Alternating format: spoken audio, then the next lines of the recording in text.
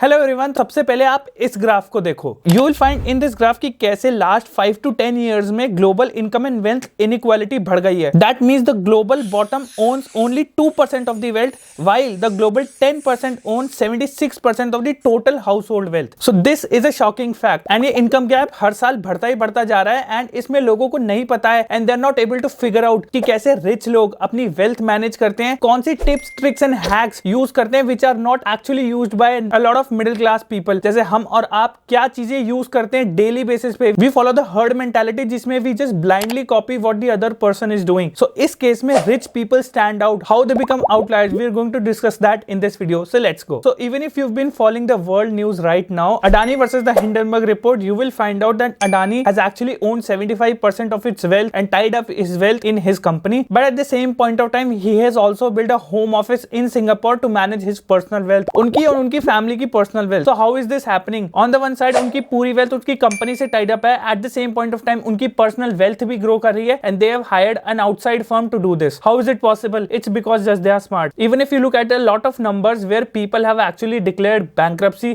like Anil Ambani, but actually में वो एक बहुत अच्छी और lavish lifestyle use कर रहे हैं। कैसे? They don't break the rules. They know how to bend the rules. So if a rich person is standing here right now, उसकी mentality पूरी ही अलग होगी regarding the investments that he make and the risk that he take and how he understands the risk and how he plans his investment. हमें समझना पड़ेगा कि वो extra क्या करते हैं and how they become the outliers that they are right now. तो चलो डिटेल में बात करते हैं कि कैसे रिच सिस्टम और प्रोसेसेस को यूज करते हैं अपने बेनिफिट के लिए and they also stay away from the law. First, they keep their company and private wealth separate. जितने भी रिच लोग हैं वो अपनी फर्म्स रजिस्टर करते हैं, उन फर्म्स के नाम पे ही लोन लेते हैं as compare to a middle class person जो अपने नाम से बिजनेस रन करता है, अपने नाम से ही लोन लेता है। कुछ गलत हो जाता है तो उसके ऊपर ही सारी जिम्मेदारी आ जाती है उस लोन को रीपे करने की। वाइल एक अमीर आदमी हमेशा अपनी कंपनी के नाम लोन लेता है, तो इवन इफ अगर वो लोन फेल हो जाता है, कंपनी फेल हो जाती है, तो no one can touch his personal assets. There have been a lot of examples जहां पे रिच लोगों ने बैंकरप्सी के लिए फाइल कर दिया है बट पर्सनल लाइफ में they are very very wealthy. Second, as Ankur Warikoo also mentioned, rich लोग अपना रिस्क समझते हैं। बहुत से लोग ये बोलते हैं कि रिच लोग रिस्क लेते हैं but on the contrary rich लोग अपना रिस्क समझते हैं। किस चीज में उनको पता है उनका रिटर्न ऑन इन्वेस्टमेंट सबसे ज्यादा आएगा,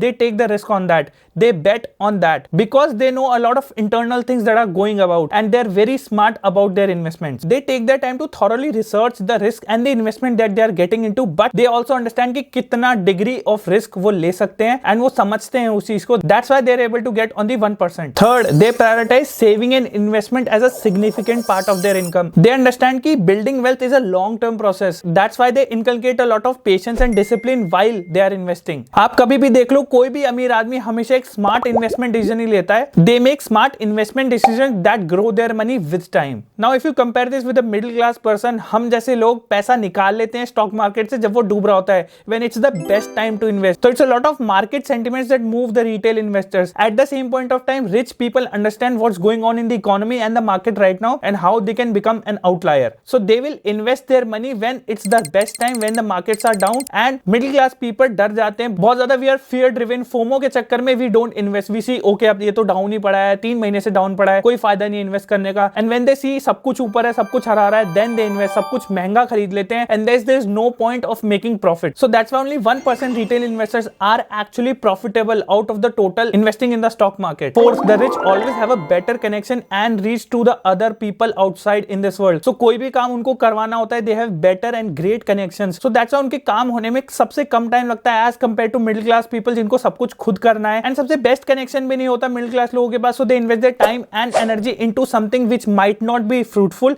इन द फ्यूचर और मे बी उनका काम भी ना निकले। So rich people understand building long term relationships and that's why they are able to succeed in the long term, because वो ग्रो करते हैं तो उनके आसपास पीयर्स भी ग्रो करते हैं and that's how it should be. I am not saying everyone is selfish but in middle class there is a problem that we think about ourselves. We need to think as a whole कि सब लोगों का भला किस में है and that's how you also become successful. Fifth, they diversify their portfolio. We only know a few things. हम stock market में इन्वेस्ट कर देंगे, हम एफडी में इन्वेस्ट कर देंगे, हम म्यूचुअल फंड्स में इन्वेस्ट कर देंगे। So we don't know how to mitigate our risk. We don't know कि हमें हमारा एक गोल क्या है। वी डोंट नो हम किसके लिए पैसा सेव कर रहे हैं, इन्वेस्ट कर रहे हैं, as compare to a rich person who knows for let's say the next 5 years and 10 years what their goals are and how they are going to get their money back. They invest in different asset classes like bonds, stocks, real estate and alternate investments. Alternate investments like private equity and venture capital. So they actually mitigate and manage their risk using this diversification. Sixth, मैं already आपको बता चुका चुका हूँ कि उनका एक long term focus होता है हर इन्वेस्टमेंट को लेके। So even if they are investing in stock market, कोई बॉन्ड्स में इन्वेस्ट कर रहे हैं, किसी प्राइवेट इक्विटी फर्म में इन्वेस्ट कर रहे हैं, सो दे नो कि उनको कितना लंबा जाना है एंड वो कभी भी पैनिक सेल नहीं करते जस्ट बिकॉज अभी markets are down. The rich people also use the power of leverage. By leverage simply आप शार्क टैंक का ही देख लो यार, हाउ दे डू नेगोशिएशंस, कैसे इक्विटी की लड़ाई होती रहती है, कैसे वो इन्वेस्टमेंट्स करते हैं। And there are lot of examples जहां रीनेगोशिएशन पे इन्वेस्टर का ही भला हो रहा होता है। So they use the power of leverage. अगर मान लो किसी बिजनेस में बहुत ज्यादा काम करना होता है, so they ask for a bigger amount of equity and वो खुद भी यही बोलते हैं कि इसमें बहुत सारा काम करना है। That's how they use leverage to their advantage because they know कि ये बहुत छोटा ब्रांड है एंड इसको बड़ा बनाया जा सकता है। And because of that they ask for more equity and that's how they make money in the long run. And the last is that they work with professionals. तो जितने भी इन्वेस्टर्स होते हैं, जितने भी H&I क्लाइंट्स होते हैं, सबके सब प्रोफेशनल्स के साथ काम करते हैं। तो so whenever it comes to solving a problem, they will only seek the help from professionals. Professionals make it easy for them as compare to a middle class person who doesn't really know किसी चीज का solution क्या है। And हम छोटे छोटे खर्चों के चक्कर में एक्सपर्ट हेल्प नहीं लेते and it takes a lot of our time and energy. जो चीज एक दिन में सॉल्व हो सकते हैं हम उसको एक महीने में सॉल्व करते हैं just because we don't have those extra bucks और we don't believe in spending those extra bucks. So initially we need to change our mindset and thinking also, how we can make ourselves big, how rich people make themselves big and how we can bridge the gap between them. So that's all for the video then guys. I hope आपको समझ आएगा कि कैसे rich लोग अपना wealth increase करते हैं and how you can also take charge of your time and wealth and you can multiply it like the rich do. You have to be smart in your investment and you have to believe in the long term game. That's it for the video then. Bye bye.